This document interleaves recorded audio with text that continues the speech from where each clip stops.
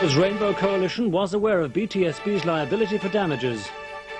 U2 will play at home. Supreme Court appeal overturns earlier ruling. Widespread condemnation of Lisbon car bomb. No one has admitted responsibility. And spectacular opening of World Championships in Athens. Sonia O'Sullivan's big test begins tomorrow.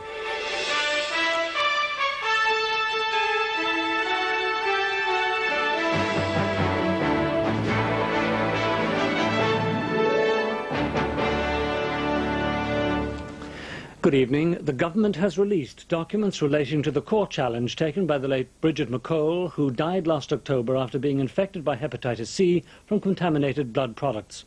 According to the Minister for Health, Mr. Cowan, his predecessor, Michael Noonan, was shown the controversial letter sent by lawyers for the Blood Transfusion Service Board to Mrs. McColl's solicitors, threatening her with all legal costs if she continued with her case for aggravated damages.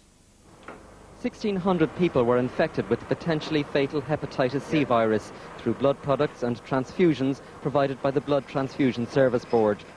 After the Hepatitis C Tribunal allocated blame amongst the BTSB and some of its staff earlier this year, one of the key questions which remained to be answered was who sanctioned the legal strategy in contesting the legal action taken by one of the many people to suffer very real consequences from being infected, the late Bridget McColl.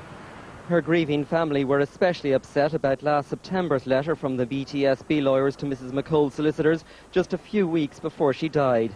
It admitted finally that it was liable for infecting her, but it said she would have to pay all the legal costs if she continued with her case and lost it for aggravated damages. The last government maintained that it did not know about the letter and that the BTSB had been conducting its own separate legal defence. But documents released this afternoon include an internal Department of Health memo which indicates that the letter at the centre of the controversy was shown to Mr. Noonan before it was sent out. According to Mr. Cowan, a memo to the government from the Attorney General in April 1995 indicated that the BTSB was liable, so it was inevitable that compensation would be paid out. This was in fact 2 months before Mrs. McColl launched her legal action. Despite this, the defendants continued to contest it for over a year while her health continued to worsen.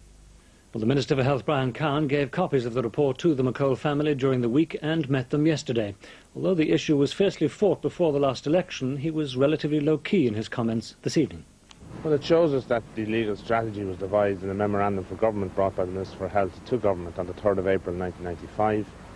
It shows us that there was a realisation then on foot of Council's opinion in April of 1995 that the BTSB were negligent on 4 different counts, and it also sets out the basis upon which the state, the National Drugs Advisory Board and the BTSB were going to defend any court proceedings brought as a result of that negligence, whereby all parties would deny liability. Positive Action, the support group for women with hepatitis C, say the report catalogued a litany of shame on the way the constitutional rights of the late Mrs. Bridget McColl were denied by the state. They say it confirms there was a cover-up by the previous government. This report is clearly shocking because it outlines for the first time the clear strategy that was there behind the state response to the court action by Mrs. Bridget McColl and to the other women who were infected with hepatitis C through Anti-D. What is most damning is that from early 1995 the government had a clear view that the BTSB and the other state bodies were potentially negligent. Death of elderly woman in her Cork City home described by Gardaí as suspicious. After 3 days under ski village debris, landslide survivor is brought to safety. And back on form, Sonia O'Sullivan comfortably through to 1500 metres semi-final.